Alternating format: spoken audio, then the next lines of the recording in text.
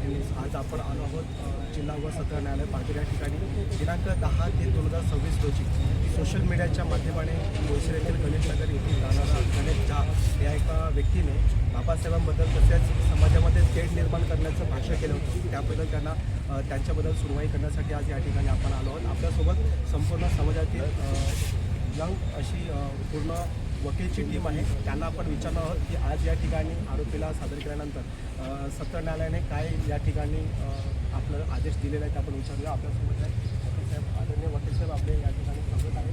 काय म्हणाल आज आपण या ठिकाणी कोर्टमध्ये जेव्हा आदेश करण्यासाठी आले तर ज्यावेळेस त्याला सोडले गेले तुम्ही आपण परंतु आता जसं म्हणणं काय तुम्ही काय या ठिकाणी कमिटमेंट केली किंवा काय तुमचं मागणी काय?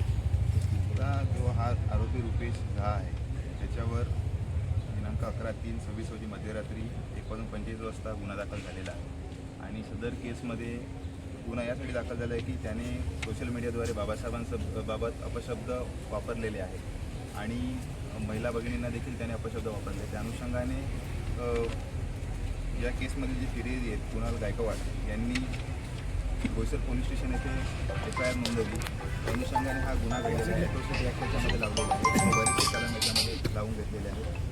त्यानंतर त्याला दिनांक 11 तारखेला 11 मार्च 2026ला मान्य न्यायालयात हजर केलं. मान्य न्यायालयाने सदर केसवर सुनावणी घेऊन दिनांक 14/3/26 म्हणजे आजपर्यंत आरोपीला PC दिली व आज पुन्हा या केसवर सुनावणी होऊन मान्य न्यायालयाने आरोपीला दिनांक 16 मार्च 2026पर्यंत PC दिलेली आहे. आज आम्ही सुनावणी दरम्यान त्या केसमध्ये तपास अधिकारी नाईक साहेब जे होते त्यांनी देखील की या गुन्ह्यामध्ये जो आरोपीने जे मोबाईलमध्ये जे रेकॉर्डिंग केलं त्याची व्हिडिओ जी बनवलेली आहे ती वाहनामध्ये बनवलेली आहे. आम्ही मान्य न्यायालयासमोर ते आमचं मत मांडलेलं आहे.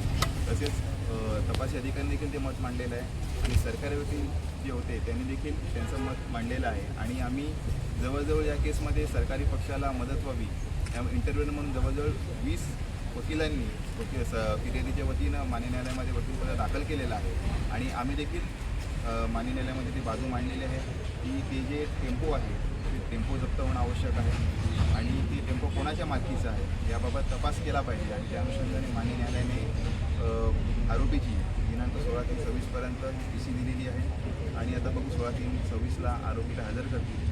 त्यासाठी ती कारवाई पोलीस त्यांचा तपास करत आहेत. त्यामध्ये हेही पाहिलं जातं की ज्यावेळेस ती पोस्ट शेअर करण्यात आली होती त्या पोस्टला लाईक करणारे किंवा ती व्हिडिओ व्हायरल करणारे असे जे काही व्यक्ती आहेत जे सोशल मीडियावरती आपल्याला पाहायला मिळते मग त्यांच्याही अगेन्स्ट काही सह आरोपी म्हणून तुम्ही काय या ठिकाणी मागणी केलेली आहे?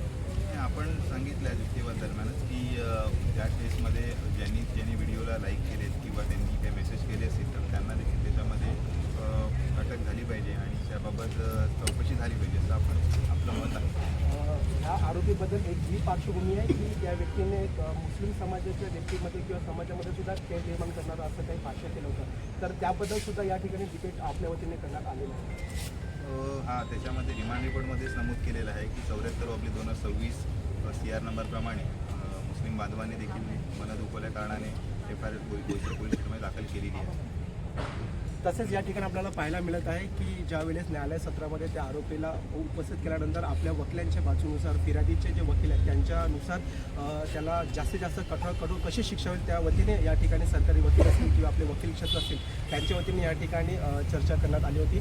तरी सदर न्यायालयाने त्या व्यक्तीला आरोपीला 2 दिवसाची पोलीस कोठडी सुनावण्यात आलेली आहे. पुढील तपास पोलीस अधीक्षक साहेब करत आहेत, माननीय नाईक सर करत आहेत. बघूया आपण या विषयाचा सविस्तर रिपोर्ट आपली न्यूजच्या वतीने आपल्याच पुढे मांडूया. धन्यवाद. कॅमेरामॅन सुनील सिद्धेश जाधव पालघर.